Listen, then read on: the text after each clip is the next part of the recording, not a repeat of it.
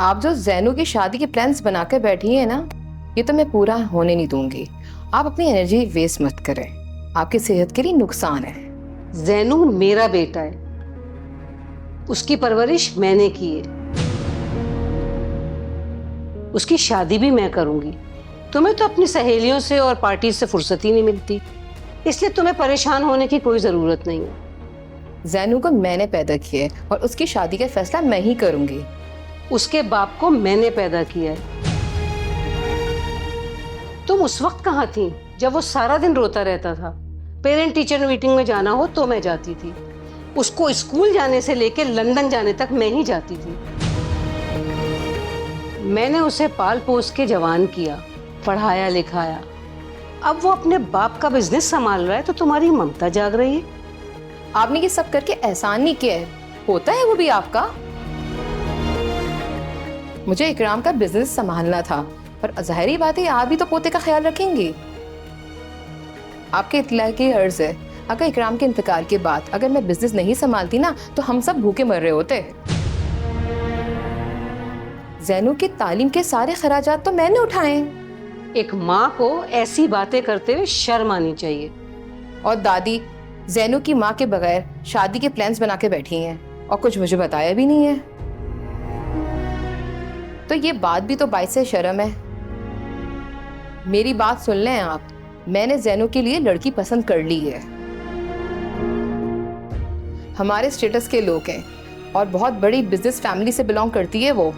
मुझे जैनू के लिए बीवी चाहिए, कोई एटीएम मशीन नहीं चाहिए। मैंने अपने बचपन की दोस्त जुबैदा को जबान दे दी है उसकी नवासी सबा के लिए। क्या इकराम इंडस्ट्री का इकलौता वारिस हैदराबाद की गरीब लड़की शादी करेगा? कभी नहीं। मुझे तुमसे पूछने की कोई जरूरत नहीं है, समझी?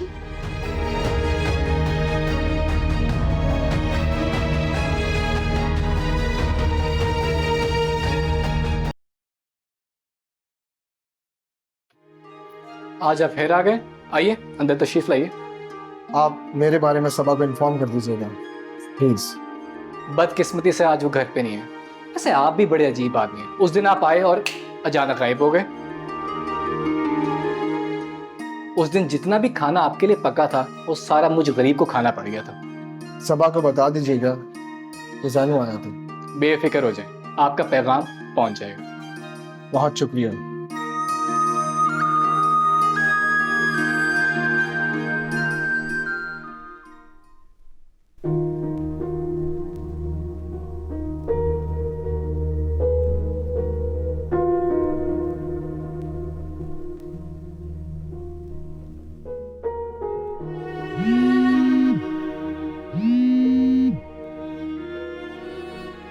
अस्सलाम वालेकुम नानो।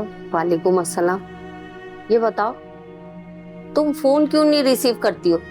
उधर फिरदौस मेरा फोन नहीं उठा रही, इधर तुम कॉल नहीं उठाती हो। क्या हुआ? तुम्हें जैन से मिलना था ना आज? नानो एक बात बताएं, क्या आप मुझसे तंग पड़ गई हैं? हाय हाय, ये कैसी बातें कर रही हो? खुदा ना करे। तुम तो मेरी जान हो, मेरी बच्ची, तुम्हारे अलावा मेरा है ही कौन? तो फिर आप बार बार क्यों मेरी तजलील करवा रही हैं उससे? क्या आज फिर नहीं आया वो?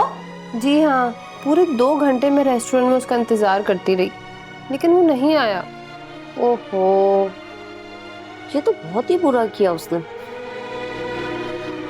इसीलिए फिरदौस मेरी कॉल नहीं उठा रही। वो लंदन से पढ़ के आया है, उसके लिए लड़कियों की कमी थोड़ी है। ये कैसी बातें कर रही हो? अगर उसके लिए लड़कियों की कमी नहीं है तो तुम्हारे लिए कौन सा लड़कों की कमी है? लेकिन मैं फिरदौस को जरूर सुनाऊंगी और अपनी बच्ची की बेइज्जती का बदला तो जरूर लेकर आऊंगी। क्या करेंगी आप? उससे लड़ूंगी और कहूंगी कि जैनू से कहे कि मेरी बच्ची से माफी मांगे। वो तो हर बार ही सॉरी बोल देता है। इन लोगों के लिए तो सॉरी वर्ड कोई मजाक ही बन गया है। जैनू ऐसा है तो नहीं, मगर पता नहीं वो ऐसा क्यों कर रहा है। और हो सकता है बेटा कि वाकई में उसे कोई काम पड़ जाता हो। आखिर वो इतना बड़ा बिजनेस चला रहा है, कोई तो वजह होगी ना। वजह कोई भी हो, अब मैं उससे नहीं मिलूंगी। नानो, नानो, हाँ हाँ, मैं सुन रही हूँ। आपकी तबीयत ठीक है? हाँ, मेरी तबीयत को क्या होना है, ठीक हूँ मैं। अच्छा, आप आराम करें, मैं कल कॉल करूंगी।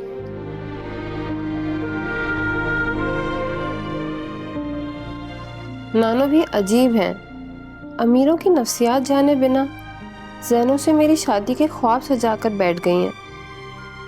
उन्हें क्या मालूम, अमीरजादों की दहलीज पर लड़कियों की लाइन लगी होती है और उनमें से हर लड़की गुर्बत के कैद खाने से आज़ाद होने के सपने सजाए बैठी होती है।